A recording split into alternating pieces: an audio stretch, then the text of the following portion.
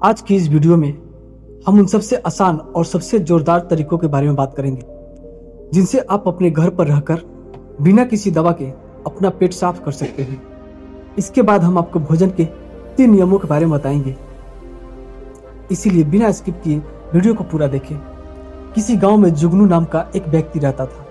वह अपने पेट को लेकर बहुत ही ज्यादा परेशान रहता था। वह एक दिन एक महात्मा के पास जाता है, क्योंकि वह महात्मा आयुर्वेद के बहुत बड़े ज्ञानी थे। जुगनू महात्मा को प्रणाम करता है और कहता है, हे मुनिवर, मैं अपने पेट को लेकर बहुत ज्यादा परेशान हूँ। मेरे पेट में प्रतिदिन समस्याएं उत्पन्न होती जा रही है। मेरा अच्छे से पेट साफ नहीं हो पाता। मेरे पेट में बहुत ज्यादा जलन और दर्द होने लगता है। इसके अलावा मुझे मल त्याग करने में भी बहुत ज्यादा दिक्कत होती है। अगर मैं संक्षिप्त में कहूँ तो मेरे पाचन क्रिया सही नहीं है। हे मुनिवर, कृपया आप मुझे ऐसा समाधान बताएं जिससे मैं अपना पेट आसानी से साफ कर सकूं और पेट की इन समस्याओं से हमेशा हमेशा के लिए। पहले तो उस महात्मा ने जुगनू की सभी बातों को ध्यानपूर्वक सुना और फिर कहा, हमारे आयुर्वेद के सिद्धांत के अनुसार जितना समय आपको पेशाब यानी कि टॉयलेट करने में लगता है, उतना ही समय पेट साफ होने में लगना चाहिए, तभी आप स्वस्थ हैं। लेकिन बहुत सारे लोग टॉयलेट में बहुत देर तक बैठे रहते हैं, मोबाइल चलाते रहते हैं, न्यूज़पेपर पढ़ते रहते हैं, लेकिन उसके बावजूद उनका पेट साफ नहीं होता। इसी कारण से उनके मन का संतुलन पूरे दिन बिगड़ा रहता है। बेचैनी, घबराहट, किसी भी काम में मन न लगना, ये सब ठीक से पेट साफ न होने की वजह से ही सब होता है। इलाज आयुर्वेदिक पद्धति के अनुसार करवाते हैं तो सबसे पहले आपके पेट की सफाई की जाती है। यह अपने आप में एक पूरा इलाज नहीं है, लेकिन यह शरीर के सुधार के लिए बुनियादी वातावरण पैदा करता है। कोई भी दवा तभी ठीक प्रकार से काम करेगी जब आपका पेट साफ होगा, वरना तो आप कितनी भी दवाइयां खा लें, कितना भी इलाज कराएं, कोई फर्क नहीं पड़ने वाला।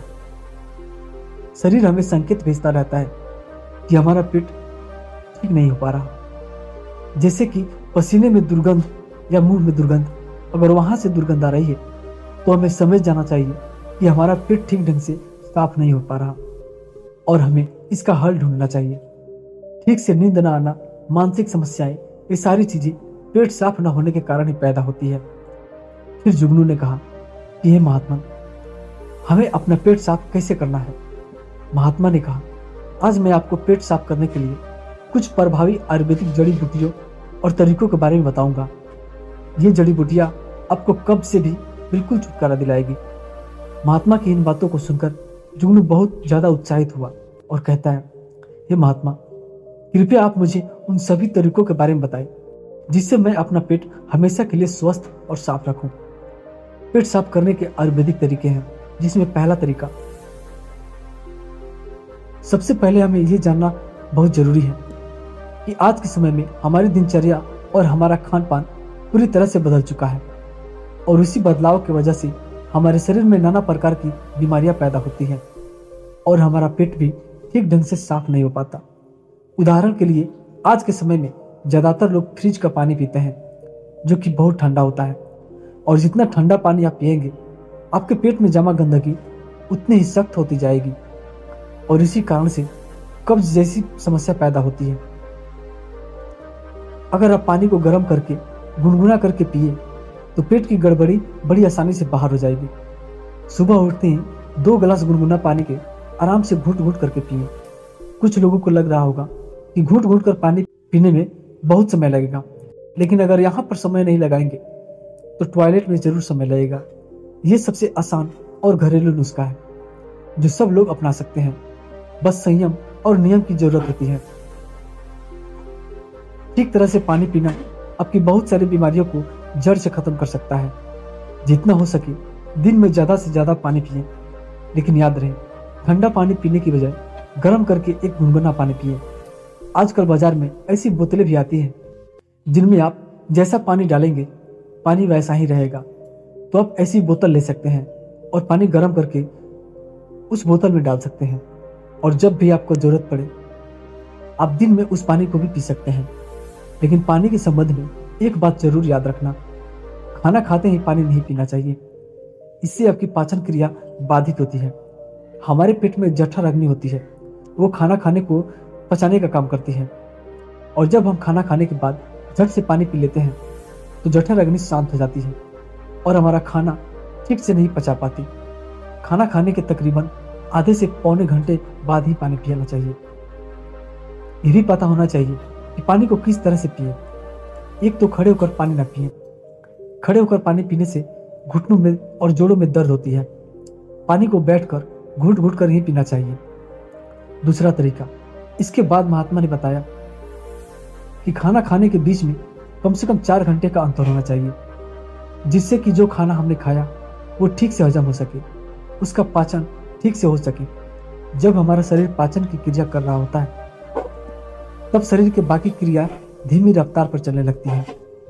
कोशिकाओं के स्तर पर शुद्धिकरण धीमी रफ्तार पर चलने लगता है और इस कारण शरीर अपनी गंदगी खुद साफ नहीं कर पाता। लेकिन अगर आप खाने के बीच में कम से कम 4 घंटे का अंतराल देते हैं तो इससे आपके शरीर को पर्याप्त समय मिलता है। उसकी कोशिकाएं खुद अपनी गंदगी, अपने शरीर की गंदगी साफ कर सकती है। तीसरा तरीका, अब महात्मा ने जुगनू को तीसरा तरीका बताते हैं, बहुत ही असरदार तरीका। अपने पेट को साफ करने के लिए हमें यह समझना होगा कि जो लार होती है वही हमारे खाने को पचाने का काम करती है। लार पैदा होगी उतनी ही आसानी से खाना पच जाएगा। कुछ लोगों का मुंह हमेशा सूखा सूखा रहता है, उसमें लार पैदा नहीं होता, इसीलिए उनका खाना ठीक से हजम नहीं हो पाता है। इसके लिए बहुत जरूरी है हमारा शरीर सही मात्रा में लार पैदा करे। उसके लिए हमें ज़्यादा से ज़्यादा सलाद खाना चाहिए। सलाद खाने से लार पैदा होती है, फाइबर, जिससे कि पाचन क्रिया आसान हो जाती है। अगर आप सलाद को खाना खाने से पहले खाते हैं तो वो ज़्यादा लाभकारी होता है।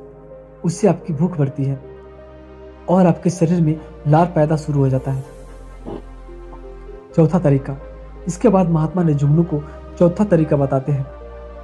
अपनी आहार नली को साफ रखने के बारे में बताते हैं। उसको हम कैसे साफ रख सकते हैं, ध्यान से सुनिएगा। आहार नली में से ही खाना हमारे पेट में जाता है। आहार नली ठीक से अगर साफ नहीं होगा तो हमारे खाने के साथ ऐसे कीटाणु हमारे पेट में पहुंचेंगे जो हमारे शरीर को कई प्रकार के नुकसान पहुंचाएंगे। इसीलिए जरूरी हो जाता है कि जो आहार नली, उसमें जो कीटाणु है उनकी ठीक से सफाई हो पाए। और इसके लिए सबसे ज्यादा लाभकारी होता है नीम, एक ऐसा दिव्य पेड़ जो भारत में बड़ी आसानी से उपलब्ध हो जाता है, हर जगह भी मिल जाता है। नीम की पत्तियों को और हल्दी को पीसकर एक छोटी सी गोली बना ले। कुछ दिनों तक सुबह उठकर उस गोली को पानी के साथ सीधे गटक जाए, जिससे कि आपका आहार नली पूरी तरह से साफ हो जाए। हमेशा नहीं करना है, ये सिर्फ 7 दिनों तक ही करना है। 7 दिनों में आधी आहार नली पूरी साफ हो जाएगी। हर 3 महीने में इसको दोहराते रहे, जिससे कि आपकी आहार नली समय समय पर साफ होती रहे और आपके पेट में ऐसे कीटाणु कभी ना पहुंच पाए जो आपकी पाचन क्रिया को बाधित करते हैं। 5वां तरीका, आखिरी तरीका बताते हुए कहते हैं, यह तरीका उन लोगों के लिए है जिन्हें ज्यादातर समय कब्ज की समस्या रहती है। जिन लोगों को लंबे समय से कब्ज की समस्या है वो अरंडी के तेल का इस्तेमाल करें। रात में सोने से पहले 1 गिलास दूध के अंदर आधा चम्मच गुनगुना अरंडी का तेल मिलाएं। 1 हफ्ता पीने के बाद पुरानी से पुरानी कब्ज भी ठीक हो जाती है। ये अरंडी का तेल दूध में गुनगुना करके ही मिलाएं और सिर्फ आधा चम्मच मिलाने हैं। सोने से पहले पीना है। इससे क्या होगा कि आपकी आंतों के पास एक चिकनाई की परत बन जाएगी, एक कवच बन जाएगा, जिसके कारण से आंतों में खाना नहीं चिपकेगा। और खाना अगर आंत में नहीं चिपकेगा तो कब्ज की समस्या कभी नहीं होगी। इसके अलावा सोने से पहले त्रिफला का भी सेवन कर सकते हैं। आंवला, बहेड़ा और हरा, ये 3 ऐसे जादुई फल हैं जिनसे मिलकर त्रिफला बनता है। इन तीनों की अलग अलग खूबियां हैं, लेकिन अगर ये तीनों एक साथ मिल जाए तो इनकी दिव्यता, इनके गुण और भी ज्यादा बढ़ जाते हैं। रात को सोने से पहले गुनगुने पानी के साथ आधा चम्मच त्रिफला का सेवन जरूर किया जाए। शरीर की सारी गंदगी बड़ी आसानी से साफ हो जाएगी। कोई प्रयास बिल्कुल नहीं करना पड़ेगा।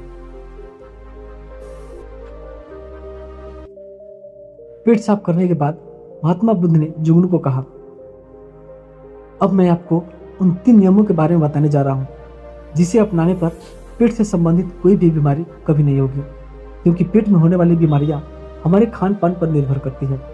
पहला नियम। महात्मा ने पहला नियम बताते हुए शुरू किया, सजीव भोजन करें, चाहे वह फल हो, हरी सब्जियां हो, सूखे मेवा हो या अंकुरित अनाज हो। कुल मिलाकर इसे पकाया नहीं जाना चाहिए। ज्यादातर लोग मृत भोजन खाते हैं और फिर स्वस्थ रहने की उम्मीद करते हैं। मृत भोजन खाने का मतलब है किसी मृत चीज से जीवन निकाल रहे हैं। हमारे शरीर से ऊर्जा निकलती है तो यह हमें ऊर्जा देती है और भोजन को पचाने के लिए आवश्यक सभी पाचक रस न केवल शरीर में पाए जाते हैं बल्कि उस भोजन में भी पाए जाते हैं।